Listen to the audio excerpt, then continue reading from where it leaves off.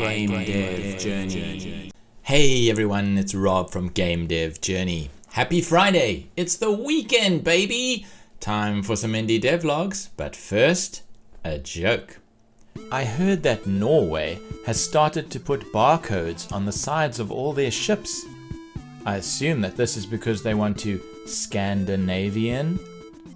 Like if you laughed, and subscribe for more jokes like this. And now, on to the devlogs! Future Games is a small independent game studio founded in 2018.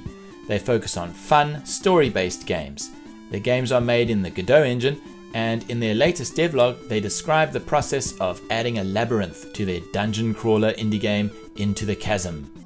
This is an RPG with a unique combat system inspired by Nuclear Throne, Enter the Gungeon, Slime Keep, and Helms of Fury. This is a group of students and friends who make games together, and the channel has lots of devlogs explaining how they implemented various things, so there's a lot to learn from here. Why not head over and subscribe?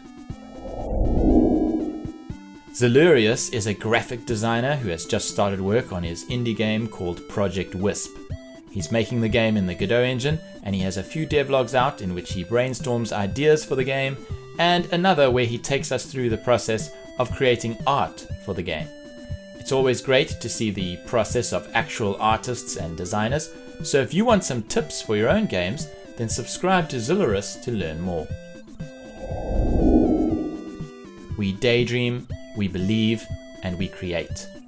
This is the motto of Thieving Pixels Game Studio, whose team consists of solo dev Ben Sims. He's created a number of games which you can play on his website, but on his YouTube channel you can follow his progress on his latest game, which he has now restarted from scratch.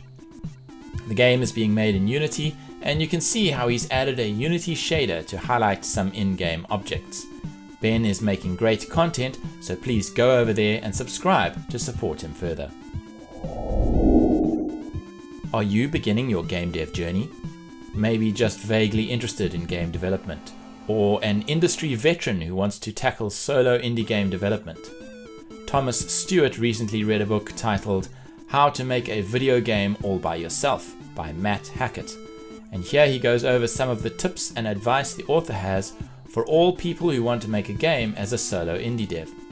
This is his indie devlog to go over his experience with the book, and he dishes out some great advice which you can apply to your own game dev projects. I hadn't heard of this book before, and I'm going to read it now.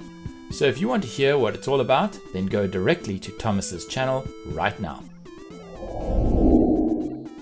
Alex from Javali Games has been taking part in an 8-month game dev challenge.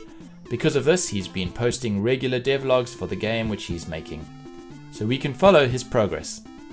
Alex is new to game dev and programming, so if you want to see how much one person can develop their skills over an 8-month period, then this is the channel for you. So come over and subscribe. That's all for this week. Thanks for joining me, and I hope to see you all again next time.